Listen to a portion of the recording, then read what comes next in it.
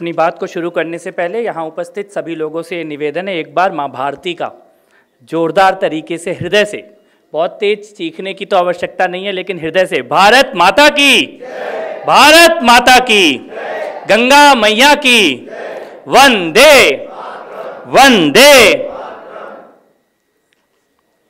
मंच पर विराजमान परम श्रद्धेय पूज्य स्वामी जी महाराज मुनिवर, एक ऐसे मुनि, एक ऐसे ऋषि जो केवल प्रवचन नहीं दे रहे हैं, जो कल की चिंता कर रहे हैं। जल कैसे बचेगा, नदियाँ कैसे बचेंगी, मिट्टी कैसे बचेगी, पराली से धुआं उठता है तो उसको कैसे रोका जाएगा, और प्रेरणा देके उस प्रकार के परिवर्तन करने वाले लोगों को स्थापित भी कर रहे हैं। पुनः बार बार आपके चरणों में नमन करता हूँ। और अद्भुत है, शायद ऐसे ही ऋषियों के बारे में अभी मेरे बड़े भाई, हमारे परिवार के वरिष्ठ अग्रज संजीव शर्मा जी बोल रहे थे, और मैं बड़ा भावुक हूँ आज आपसे मिलके, और वो कारण भी आपको पता है। मंत्री जी नंद गोपाल गुप्ता जी मंच पर विराजमान हैं, बहुत बहुत आभार। इस प्रकार के कामों में सरकार का जब प्रतिनिधित्व सामने बैठा दिखाई देता है तो ये भरोसा भी जगता है कि जो चिंता अंशुमान तिवारी जी ने व्यक्त की है, शायद कहीं ना कहीं उसका समाधान भी सरकारें करेंगी। और कितने अद्भुत तरीके से अंशुमान जी ने, आप जब बोल रहे थे तो मैं ऐसे मंत्रमुग्ध होकर सुन रहा था, क्योंकि वो सारी बातें जो शायद समझ में आती हैं लेकिन शब्द नहीं दे पाते हैं, उनको आपने कितने सरल शब्दों में और आत्मा से आप बोल रहे थे, उन संकटों को दूर किया जाए। बधाई देना चाहता हूं मैं सौरभ को, त्रिपाठी जी को, इनकी पूरी टीम को। जैसे एक दिया जलता है अंधेरे में तो उससे किसी को गर्मी नहीं लगती है, उससे कहीं आग भी नहीं लगती है, भड़कता भी नहीं है, लेकिन अपना काम पूरा करता है और अंधेरे को दूर करता है। ऐसे प्रखरता के साथ प्रज्वलित दिए की तरह आपका ये काम इसी प्रकार चलता रहे। किसी भी चीज़ को 3 साल 4 साल लगातार करने का मतलब होता है कि आपकी गाड़ी पटरी पे चल रही है और लक्ष्य की तरफ पूरी दिशा से बढ़ रही है। बहुत बहुत बधाई आपको इस प्रकार का आयोजन करने के लिए। कुंभ को लेके मेरे मन में हमेशा से एक चमत्कृत रहा हूं मैं, क्योंकि ये कितने करोड़ों अरबों लोग चलते हैं। मंच पर पासवान जी विराजमान है, सुबह मेरा उनसे परिचय हुआ, नाम से, शख्सियत से, चेहरे से, चित्र से, कार्यों से बचपन से परिचय है, लेकिन सामने से ऐसे देखना, वो आज ही वो सौभाग्य का दिन है जब सामने से उनसे मिला और उन्होंने उस मेरी भावना को अपने शब्दों में बताया। और मेरे को वो दोबारा यहाँ मंच से कहने का मन है कि इस देश में इस संविधान के द्वारा, विधि के द्वारा स्थापित नई शासन व्यवस्था में अगर किसी को ब्राह्मणत्व या पंडित्व कहा जाएगा तो वो पासवान जी जैसे लोगों को कहा जाएगा। सौभाग्य है हमारा। और आज सुबह जब मेरे को सौरभ ने मंच पर बैठने के लिए कहा तो मुझे बहुत संकोच हो रहा था और मेरे मन में ये बड़ा स्पष्ट था कि इस मंच में बैठने के योग्य नहीं था मैं उस वक्त। और ये जो प्रखरता के साथ ये तेजस्वी बालक जो साधना में रत हैं, धर्म की, संस्कृति की, इनके पीछे की कोई एक पंक्ति अगर लगे तो वहां बैठने की ही योग्यता केवल मात्र है हम में। तो कुंभ के बारे में, कुंभ को लेकर ऐसा एक चमत्कृत कि इतने करोड़ों लोग, जब भी तो वो तारीख, वो मुहूर्त होता है, चले आते हैं। ना तो कोई उनको बुला रहा है, ना कोई उनके आने जाने की व्यवस्था कर रहा है कि नेताओं की रैलियों की तरह कोई बसें भर भर के लाई जा रही हों, ट्रेनें भर भर के लाई जा रही हों, कोई उनको ऑर्गेनाइज कर रहा हो, कोई किसी को कुछ जिम्मेदारी दी जा रही हो। बस चल पड़ रहे हैं लोग, बुजुर्ग लोग चढ़ रहे हैं, युवा चले पड़ रहे हैं, ऐसी महिलाएं जो शायद अपने घर के आंगन में भी कभी नहीं निकलती होंगी, ज़्यादा गली चली आ रही हैं एक झोला उठा के, कोई बिना। और क्या करने जा रहे हैं? कोई ये नहीं बोलेगा कि हम कोई साधना करने जा रहे हैं, तपस्या करने जा रहे हैं, भगवान से मिलने जा रहे हैं, कहीं नहाने जा रहे हैं। इससे ज़्यादा सरल, शायद इससे ज़्यादा सरल कुछ हो ही नहीं सकता। जिससे भी पूछो तो हम, दिल्ली के पास तो वो गढ़गंगा है, कई लोग तो हर 15 दिन में जाते हैं। और कहाँ जाते हो भाई? नहाने जाते हैं। इतना सरल, इतना सिंपल, और फिर भी इतने करोड़ों करोड़ों करोड़ों अरबों लोगों की आस्थाओं से जुड़ा हुआ कि सहज रूप से लोग पहुंच जाते हैं वहां पर।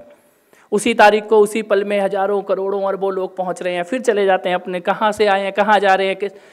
उनका कोई राजनीतिक उद्देश्य नहीं है, उनका कोई सामाजिक उद्देश्य नहीं है, उनका कोई ऐसा विशिष्ट रूप से परिभाषित धार्मिक लक्ष्य भी नहीं है कि इधर जाएंगे तो ऐसा होगा। वैसे कुंभ में ये समझना कि इसी कुंभ का उपयोग भारत की श्रद्धा, आस्था, विश्वास, वर्तमान राजनीति, जो भी समस्याएं हैं, संकट हैं, अवसर हैं, भविष्य है, उसकी चर्चा के लिए भी हो सकता है। ये विचार ही अपने आप में बहुत बड़ा है और कुंभ का यही उपयोग होना भी चाहिए, क्योंकि जब सारा देश कभी ना कभी आ रहा है इन 2-3 महीनों के दौर में, तो वहाँ ऐसे मंच होने चाहिए, ऐसी जगह होनी चाहिए जहाँ से देश को दिशा कैसी मिलनी है, किस प्रकार की चर्चा होनी चाहिए। जब सुबह मुनि जी ने बोला कि कुंभ में जल के बारे में चिंता हो, और ये एक तरह से अपील भी की स्वामी अवधेशानंद जी से कि नागाओं को भी ये बोला जाए कि जब तुम नेचुरल हो तो नेचर को कैसे बना के रखना है नेचुरल, उसके बारे में भी एक अपील की जाए। यही वो भारतीय परंपरा है जिसके बारे में शर्मा जी बोल रहे हैं कि हम सबसे प्राचीन को सबसे आधुनिक समस्याओं से इतनी सरलता के साथ जोड़ सकते हैं, और वो जोड़ते हुए अननेचुरल नहीं लग रहा, वो ऐसा स्वाभाविक लग रहा है कि ये तो होना ही चाहिए।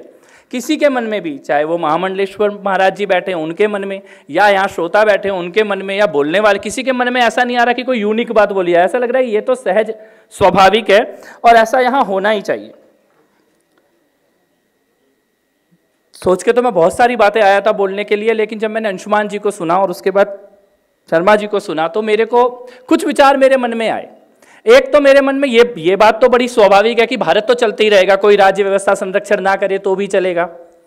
भाई ये प्रयागराज 500 साल पहले एक आतताई ने उसका नाम इलाहाबाद रख दिया, और 500 साल तक कोई तो इतिहास बनाने वाला ऐसा पैदा नहीं हुआ जिसने इतिहास में लिखा हो कि ये इसको प्रयागराज बनाना होगा, इसे बदलना होगा, कोई ऐसे संकल्प ले रहे हो, ऐसे संगठन हो, ऐसा भी कुछ नहीं था। 500 साल तक शासन लगातार विरोधी रहा, इलाहाबाद ही बोला जाए, ऐसी शासन व्यवस्थाएं रहीं, ऐसे ही इतिहास लिखने वाले रहे। लेकिन एक पीढ़ी से दूसरी पीढ़ी, दूसरी पीढ़ी से तीसरी पीढ़ी, 500 साल के बाद एक हल्का सा सत्ता परिवर्तन हुआ और ये इलाहाबाद गया गंगा में और ये प्रयागराज बन के खड़ा। तो हमको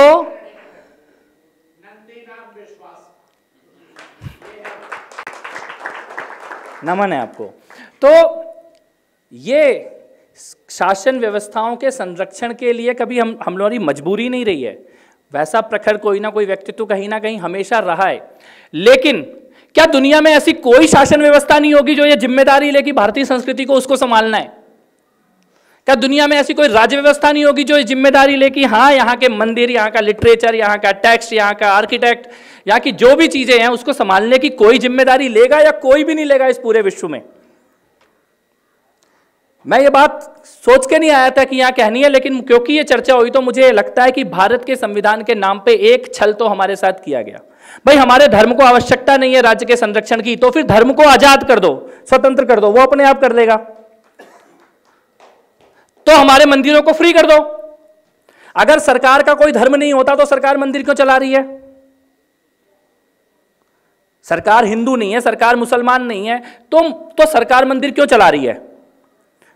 जिनका धर्म है वो चलाएंगे मंदिर और अपने आप चलाएंगे उनको। अगर आप उनको या तो मुक्त कर दो तो पुनः वही चोल साम्राज्य की तरह बड़े बड़े मंदिर, मठ, आश्रम, शिक्षा भी दे देंगे, पर्यावरण भी संभाल लेंगे, समाज को गति भी दे देंगे, वैज्ञानिक भी पैदा कर देंगे, साहित्य भी रच देंगे। लेकिन आप उन्हें हाथ पैर तो मत बांधो उनके। हाथ पैर बांध दिए तो आप जिम्मेदारी लो। फिर राज्य व्यवस्था, भारत के बजट में 10,000 करोड़ 15,000 करोड़ रुपए इस बात के भी तो होने चाहिए कि इस देश के इतिहास का संरक्षण करेंगे, संस्कृति का संरक्षण करेंगे, जो पिछले 5,000 10,000 सालों में कुछ लिखा गया है उसको आगे बढ़ाने का, प्रचार करने का काम करेंगे। और यहां नहीं होगा, इस देश में नहीं होगा, तो फिर किस देश में होगा? वो कौन सी भूमि होगी जहां की राज्य व्यवस्था यह जिम्मेदारी लेगी? जब अंशुमान जी बोल रहे थे कि हमने कुंभ का नहीं किया, हमने कोई, हमारे पास म्यूजियम नहीं है, कोई ऐसे अभिलेखागार नहीं है, कहीं पर ऐसी व्यवस्था नहीं है, कैसे होगी व्यवस्था? हमारा संविधान इजाजत नहीं दे रहा। वहां पर वो धर्मनिरपेक्षता नाम का जहर बोया हुआ है हम लोगों ने। मैं इसका एक उदाहरण देता हूं। मैं दिल्ली की सरकार में टूरिज्म का मंत्री था और वीर शहीद गुरु तेग बहादुर जी का म्यूजियम बनना था, उसका लाइट एंड साउंड शो बनना था। अब गुरु तेग बहादुर जी का एक जीवन है, एक उद्देश्य है जिसके कारण उनके प्राणों का बलिदान लिया गया। मारने वाले व्यक्ति का एक नाम है, एक कारण है जिसके कारण मारा गया। अब वो लाइट एंड साउंड शो में उसका नाम नहीं बोल सकते क्योंकि वो धर्मनिरपेक्षता के सामने चुनौती है। क्यों मारा गया ये नहीं बोल सकते, किसने मारा ये नहीं बोल सकते, किसको बचाने के लिए उन्होंने अपने प्राणों का बलिदान करने के लिए तैयार होगा ये नहीं बोल सकते। तो क्या लाइट एंड साउंड शो में बनेगा? वो हाथ पैर बांधे हैं, सरकार ने अपने हाथ पैर खुद ही बांधे हुए, सत्य बताने को तैयार नहीं है। आप उस लाइट एंड साउंड शो को देख के आ जाओ, आपको लगेगा कि कैसा उस बलिदानी वीर पुरुष संत महात्मा साधु क्या बोले जिसके कारण हम आज यहां जीवित बैठे हैं, कौन सी उपमा दे दें, लेकिन सरकार के द्वारा बनाए गए उस लाइट एंड साउंड शो में रंच मात्र भी पता नहीं चलता कि कितने बड़े बलिदान की बात हो रही है, उसके किस कारण की बात हो रही है। तो सरकार ने धर्म के भी हाथ पैर बांध दिए, सरकार ने अपने भी हाथ पैर, कुंभ को लेके, कुंभ का आयोजन तो सरकार कर देगी, लेकिन जब वो बनाने की बात आएगी अभिलेख, तो उस पे वो गंगा जमुनी का जो रायता फैलाया जाएगा वो शायद नहीं हो रहा तो बचे हुए हम। अच्छा है कि नहीं कर पा रही सरकारें, क्योंकि करेंगी तो बहुत भद्दा कर देंगी, करेंगी तो वो ऐसा विषैला हो जाएगा कि शायद अगली पीढ़ी को फिर 500 साल बाद कोई बताने वाला पैदा करना पड़ेगा योगी। ये जैसे हिंदू चार्टर हम लोगों का एक छोटा सा डिमांड होती है, इसमें हम लोग कहते हैं आप हमारे को, जैसे सबको छूट है, भारत में संविधान के साथ क्या हमारे साथ खिलवाड़ किया गया, हमारे संविधान बनाने वाले लोगों ने, और मैं ये मानता हूं कि उनकी नीयत अच्छी थी, उन्होंने ये सोचा होगा कि इतना भव्य बहुसंख्यक हिंदू समाज इस देश में है, तो स्वाभाविक तौर पे भारत के हिंदुओं को अपना सारे धार्मिक अधिकार मिलेंगे, क्योंकि जो लोग कम हैं उनको अधिकार नहीं मिलेंगे, इसीलिए उनके लिए संविधान में लिख दो। तो अल्पसंख्यकों के अधिकार लिखे गए, क्योंकि उनको लगा कि बहुसंख्यकों को तो स्वाभाविक तौर पे अधिकार मिलना ही है, इसीलिए अल्पसंख्यक का अधिकार लिखना आवश्यक है, कहीं बहुसंख्यकों को अधिकार छीन ना ले। नीयत तो ये थी, और इंप्लीमेंटेशन क्या हुई कि अल्पसंख्यकों को तो अधिकार मिलेगा, बहुसंख्यक को अधिकार ही नहीं है। आप अपने धर्म की शिक्षा नहीं कर सकते, आप अपने धर्म का प्रचार प्रसार नहीं कर सकते, आप मंदिर के पैसे से धर्म के ही प्रचार का काम नहीं कर सकते, आप ही के मंदिर पे केवल टैक्स लिया जाएगा। ये संवैधानिक बातें बता रहा हूं मैं, ये कानून हमारा देश की सरकारें ऐसे ही चल रही है पिछले 70 सालों से। और सामने कौन है जो धर्म परिवर्तन भी कर सकते हैं, प्रचार प्रसार भी कर सकते हैं, झूठ भी फैला सकते हैं, सत्य भी बोल सकते हैं, सब कुछ कर सकते हैं, और उसके बाद सरकारी संरक्षण भी मिलेगा, सरकार का बजट भी मिलेगा। तो ऐसी विकट परिस्थितियों में कहां से म्यूजियम बनेगा, कौन बनाएगा, कौन सा बजट आएगा, कौन सा, किस आईएएस ऑफिसर की हिम्मत वो कलम से लिख दे कि हिंदू धर्म का ये 1400 साल पुराना चौल साम्राज्य का ये विराट मंदिर था, इसके बारे में जानकारी देने के लिए एक 3D शो बनाना है, उसका बजट ही पास नहीं हो सकता। इस व्यवस्था में उसकी जगह ही नहीं रखी गई है। ये बहुत बड़ी चिंता का विषय है हम लोगों के। फिर से पुनः मैं कहता हूं, दो चीजें, या तो हमारे धर्म को आप मुक्त कर दो, हम पूरी दुनिया में नजर आ जाएंगे 10 साल के अंदर, सक्षमता में कोई कमी नहीं है। ये जितने बड़े बड़े चर्च चल रहे हैं जो धर्म परिवर्तन करते हैं, ऐसा हर गली में उससे बड़ा भव्य मंदिर तैयार करने की क्षमता है हमारे पास, और दुनिया में करे हैं जब बाहर चले गए। जिन देशों में छूट है वहां पे जब हम जाते हैं तो हम अपनी शक्ति दिखा देते हैं। बराबरी है, अमेरिका में बराबरी है, वहां पे आप देख लो कौन किसका धर्म परिवर्तन करता है। चर्चा करने की छूट तो दो, बात करने की छूट तो दो, संसाधन तो दो, स्वतंत्रता तो दो, हाथ पैर, या फिर राज्य सरकार जिम्मेदारी ले। और मैं पुनः बड़े स्पष्ट तौर पे ये मानता हूं कि भारत की संविधान में यह प्रावधान होना, भारत के हर साल के बजट में यह प्रावधान होना आवश्यक है। 10,000 20,000 करोड़ हर साल केवल और केवल भारत के इतिहास, भारत की संस्कृति, भारत का धर्म, भारत के जो लिटरेचर है, साहित्य है, वेद है, पुराण है, इनका संरक्षण, इनका प्रचार प्रसार, बड़ी बड़ी लाइब्रेरी बनाना, ऐसे मंदिर, इसके लिए बजट में प्रावधान होने वाला देश अगर विश्व में कोई एक होना चाहिए तो वो केवल भारत देश होना चाहिए। दो चीजें और साथ में मैं कहना चाहता हूं। एक, मैं ये कहना चाहता हूं कि हम स्वाभाविक तौर पे लक्ष्मी के उपासक रहे हैं। लक्ष्मी कमाना, पैसा होना, फिर उस पैसे का उपयोग धर्म के लिए होना, ये सब हमारे यहाँ हमेशा अच्छा माना गया। इस पूरे विश्व में अगर कोई एक सभ्यता समाज है जहां लक्ष्मी की, स्वर्ण की, पैसे की, यश की, वैभव की आराधना की जाती है, देवी के रूप में पूजा जाता है, वो केवल हमारा समाज है। लेकिन पिछले 70 साल में हमने दरिद्रता को रोल मॉडल बनाने की कोशिश की है, और लक्ष्मी को जिसके पास भी है उसको विलन बनाने की कोशिश की है। ये जो नक्सली या कम्युनिस्ट मानसिकता है, इससे एकदम पिंड छुड़ाना। 70 साल हम लोगों ने, जो देश में सबसे अमीर हो उसको गाली दो, जिसके पास गलती से पैसा आ जाए उसके लिए उसको विलेन बना दो। ये जो मानसिकता, तो रोल मॉडल कौन बन रहा है? हमारी फिल्मों के माध्यम से, हमारे नाटकों के माध्यम से जो सबसे गरीब, अनएम्प्लॉयड एंड अनएम्प्लॉयबल ऐसा लड़का जो होगा मोहल्ले का, वो हीरो बन रहा है। उसको हम समाज का नायक बना के प्रस्तुत करने की कोशिश कर रहे हैं। गलती से किसी के पास 2 पैसा आ जाए तो उसको खलनायक बनाने की कोशिश कर रहे हैं। 4 पैसा आ जाए कि दूसरों को भी नौकरी दे रहा है, फैक्ट्री का मालिक है या इंडस्ट्रियलिस्ट है, तो वो तो उससे बड़ा तो कोई खलनायक ही नहीं होगा, ऐसी मानसिकता देने की कोशिश कर रहे हैं। भारत की राजनीति भी और भारत की कला और संस्कृति भी वर्तमान में केवल यही काम कर रही है। ये भी एक मानसिक बेड़ी है जिससे हमें पिंड छुटाना चाहिए। और मुझे लगता है भारत के कई बार हम लोग ये, हमारे जब धर्म गुरुओं के पास कोई व्यवस्था होती है, आश्रम होता है, कुछ भी होता है, उसको भी हम बड़ी हिकारत की निगाह से देखने लगते हैं। ऐसा लगता है कि इनके पास क्यों है, ये तो साइकिल पे ही चलना चाहिए या पेड़ के नीचे ही बैठना चाहिए। ये मानसिकता से छुटकारा तुरंत आवश्यक है, क्योंकि ये गुलामी की मानसिकता है। भारत में अगर सबसे ज्यादा वैभव कहीं होना चाहिए तो हमारे मठों और आश्रमों के अंदर होना चाहिए, क्योंकि वहां पे भ्रष्टाचार नहीं होगा, वहां पे वो समाज के लिए इस्तेमाल किया जाएगा, वहां पे वो सही दिशा में जाने के लिए इस्तेमाल किया जाएगा।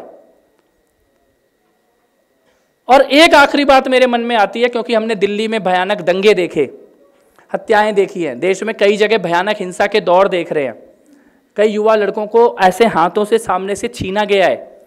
मेरे मन में एक बात आती है कि 1400 साल 2000 साल के गुलामी के दौर में हमारे देश के समाज ने धर्म को संभाला है। जब इस देश में धर्म का खुलेआम पालन करना मुश्किल था, तब आम जनमानस ने धर्म को संभाला है। रामचरितमानस को घर घर में गाया जाता था। जब मुगलों के काल में जब धर्म परिवर्तन जबरदस्ती तलवारों के दम पे कराए जा रहे थे, तब समाज ने धर्म को संभाला। ये समाज की जिम्मेदारी अभी इधर पूरी हो गई है, अब धर्म की जिम्मेदारी है दोबारा से समाज को संभालने की। मुझे लगता है कि वो धर्म अब घर घर तक, बच्चे बच्चे तक पहुंचने का काम, वो संस्कार देने का काम, कहीं पर कमजोर पड़ रहे हैं लोग, पलायन पे मजबूर हो रहे हैं, हिंसा का सामना कर रहे हैं, तो धर्म के माध्यम से उनको संभाला जाए और उसमें कोई झिझक ना हो, उसमें कोई संकोच ना हो। अगर किसी को हिंदू धर्म का पालन करने के कारण कहीं पे मार दिया जाता है, तो हिंदू धर्म के जो अग्रज हैं वो उस परिवार का, उस समाज का हाथ थामने की जिम्मेदारी भी लेने लग जाएं। ऐसा मुझे लगता है समय आ गया है। और जिस दिन ऐसा होने लगा, मुझे किसी ने बोला किसी शंकराचार्य जी के बारे में कि उनका क्या बहुत सम्मान होना चाहिए, कम होता है, समाज अभी अपने मठाधीशों की इज्जत, शंकराचार्य की इज्जत नहीं कर रहा। मैं कहा क्या पता समाज को महसूस ही ना हो रहा हो, समाज को वो संबंध महसूस ही ना हो रहा हो जो मुनि जी ने सुबह बोला, कनेक्शन। वो कनेक्शन डेवलप करना होगा जिससे हो रहा है। यहां बैठे हैं, कहीं भी मुनि जी जाएंगे भारतवर्ष में, वो सामने से दिखेगी वो श्रद्धा, वो आस्था, वो समर्पण।